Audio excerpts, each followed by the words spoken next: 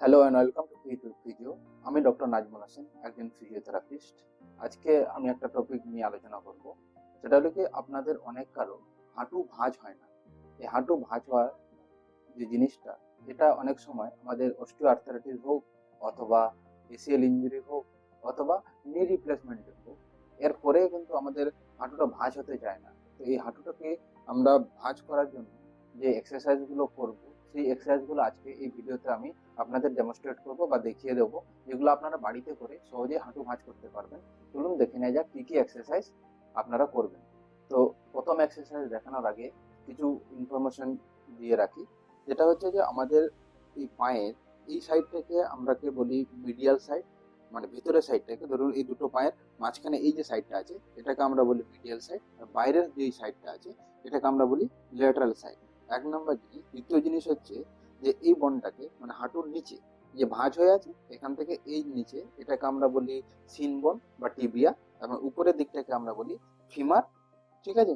তো এবার আমাদের হাঁটু যে ভাঁজ হচ্ছে না, এটাকে আমরা যে এক্সারসাইজটা করব, এটার জন্য এই এক্সারসাইজটা এক প্রকার টেস্টিংও হতে পারে।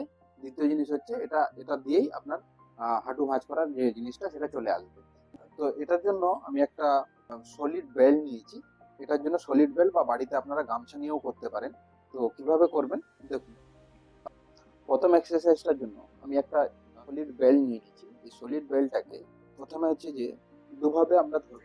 একটা হচ্ছে যে এদিক থেকে ডান হাত থেকে ফিমারকে আমি ডান হাতে ধরছি, আর এদিক থেকে ঘুরিয়ে, হ্যাঁ, এটা ঘুরিয়ে দিয়ে এই হাতটা দিয়ে, বাম হাতটা দিয়ে আমি সিনবন বা টিবিয়াটাকে ধরেছি এইভাবে। ঠিক। এবার আমি ধীরে ধীরে পাটাকে নিজের দিকে টান।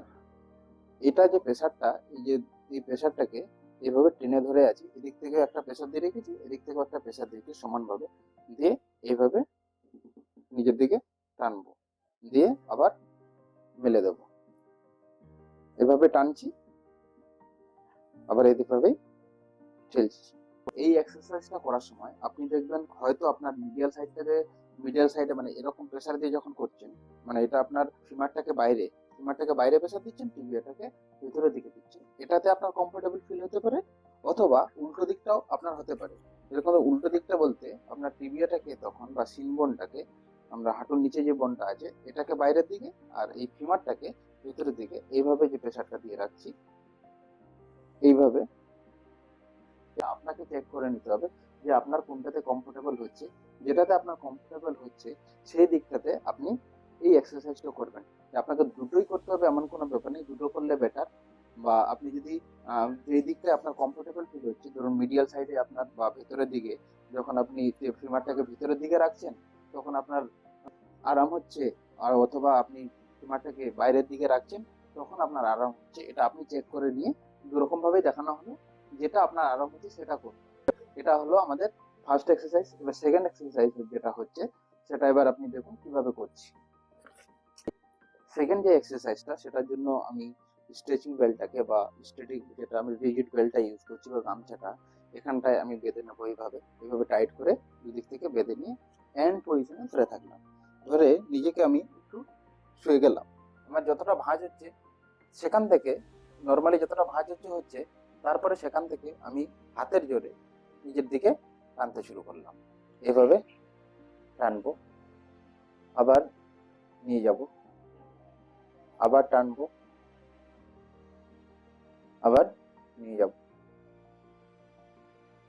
এটা আপনি মোটামুটি 30 বার করে করবেন, দিনে 2 বেলা বা 3 বেলা, আপনার যতটা কমফোর্টেবল। খুব বেশি করবেন না, যাতে আপনার মাসেল ফেটিক যেন না হয়ে যায়। প্রথম যে দুটো এক্সারসাইজ দেখালাম, এটা করলে আপনার 80 থেকে 90% আপনার হাঁটু ভাঁজ হয়ে যাবে। এবার থার্ড নাম্বার যেটা এক্সারসাইজটা দেখাচ্ছি, এটা আপনি তখনই করবেন যখন আপনার হাঁটু পুরো 90 ডিগ্রি থেকে বেশি ভাঁজ হচ্ছে। এবার 90 ডিগ্রি কতটা কিভাবে মেজার করবেন? 90 ডিগ্রি হচ্ছে আপনার হাঁটুটা পুরো সোজা, আর এই পায়ের নিচে, হাঁটুর নিচে যে অংশটা এটা পুরো সোজা, তাহলে হয়ে যাবে 90। আমি শুয়ে দেখালে আপনার মোটামুটি এরকম, এটা সোজা, এটা সোজা, এটাকে আমরা 90 ডিগ্রি বলছি। যখন আপনি এটা দেখবেন আপনার 90 ডিগ্রি বেশি হয়ে গেছে ভাঁজ হওয়া, তখন আপনি থার্ড নাম্বার এক্সারসাইজটা করবেন। থার্ড নাম্বার এক্সারসাইজটা করার জন্য আপনার যেটা করতে হবে সেটা হচ্ছে যে উপরে শুয়ে যেতে হবে।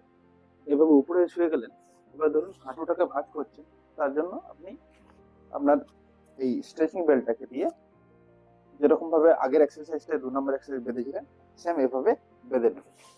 এভাবে বেঁধে নেওয়ার পরে এভাবে শুলেন। এভাবে শুয়ে যাওয়ার পরে এটাকে ধরে, ধরুন আপনি এখানটায় আটকে গেছে আপনার, এখান থেকে আপনি এভাবে হালকা হালকা প্রেসার দিয়ে নিজের দিকে টানতে থাকুন। এটা হলো 3 নম্বর এক্সারসাইজ। আমরা যে এই 3টে এক্সারসাইজ এই ভিডিওতে দেখালাম, এই 3টে এক্সারসাইজ করলে আপনার হাঁটু যদি ভাঁজ না হয়, যে কোনো কারণেই হতে পারে, সেটা অস্টিওআর্থ্রাইটিসের কারণে হতে পারে, অথবা মেনিসকাস ইনজুরির কারণে হতে পারে, এসিএল ইনজুরির কারণে হতে পারে, অথবা টিকেআর বা হাঁটু রিপ্লেসমেন্টের পরেও হতে পারে। তো সেই জায়গা থেকে আপনি হাঁটু ভাঁজ করতে পারবেন এই 3টে এক্সারসাইজ করলে। আশা করি এই ভিডিওটা আপনার উপহার্য লেগেছে।